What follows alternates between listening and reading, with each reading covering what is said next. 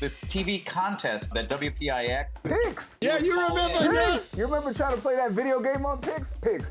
Yes, Picks. Oh no, we have. Hey, I'm DonaldFaison. And I'm John Cryer, and this is when Zay Zay Met. And today, Zay Zay met us. He met us. John and Don. John and Don.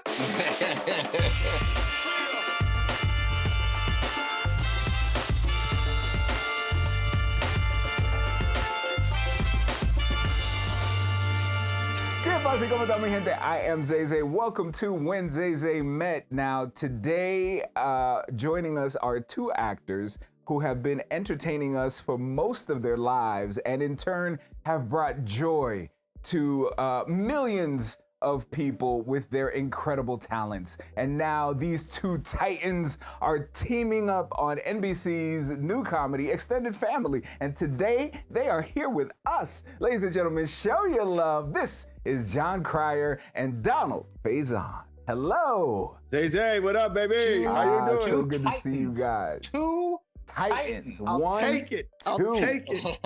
I love Remember them Titans. Remember.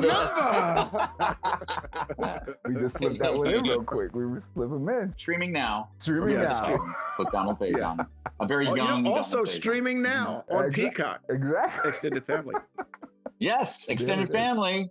Extended Family. Tuesdays at 8:30 on NBC, and then Peacock the next day. The next day streaming on Peacock. Sir, I must say, Zay Zay, your bicycle is a little small. It might be difficult for you to ride that. I'm just a warning. They make bigger ones that you can get. So I'm gonna have to go shopping then. Hope you'll think about it.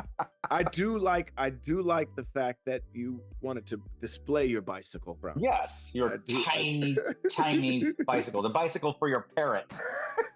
Zay Zay, how are you, brother? It's good to see you guys. You know what?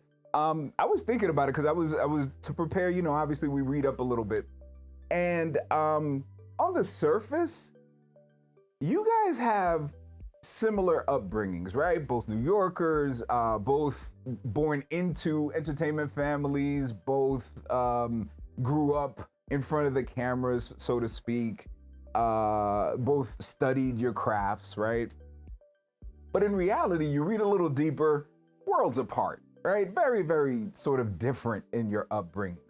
When you guys speak off camera, do you guys find any real common grounds when and if you guys talk about your upbringings? Quite a bit. Oh yes. Yeah. Quite a bit. All the time.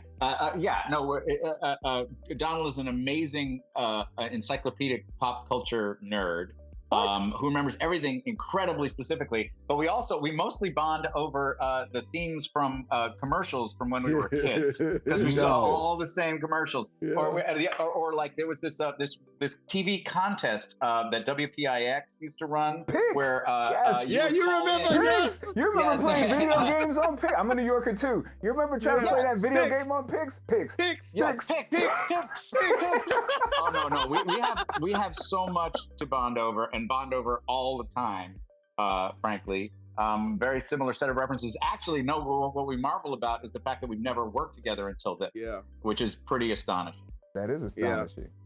I think it was in the making, though. It was all, this was meant to be, though. You know what I mean? I think I met him, I'm going to say almost 15 years ago at an award show or something like that. Okay. And we had a brief conversation, and I always wanted to work with him. And I kind of knew eventually, it sounds weird, I knew we'd work together eventually, and it finally happened. I thought it was going to be in the DC universe where he's Lex Luthor and I'm Mike, Booster Gold. But I thought that's when it was going to happen, but then it didn't.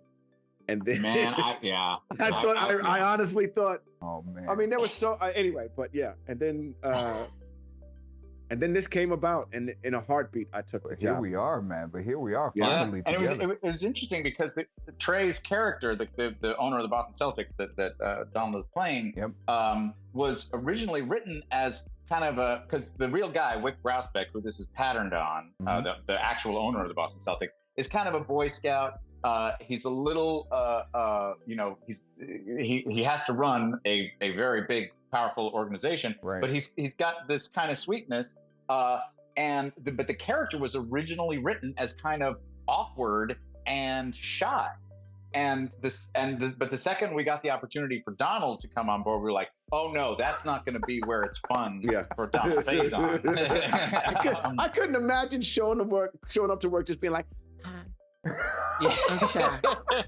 I'm just so shy. But the great thing is, I mean, that was one of the great learning experiences of this. Is our showrunner is a guy named Mike O'Malley who. He did Glee for years. He did Survivor's Remorse. He's, had his own show, Yes Dear, for a long time. Yep. But you really kind of got to go with the comedic opportunities, and when Donald's name got bandied around, first of all, I couldn't believe he was available because he works a lot. I don't know if you noticed. Yep. But that was a chance to bring somebody of incredibly high caliber onto the show. And, you can't look away when you get an opportunity like that. Absolutely. Yeah.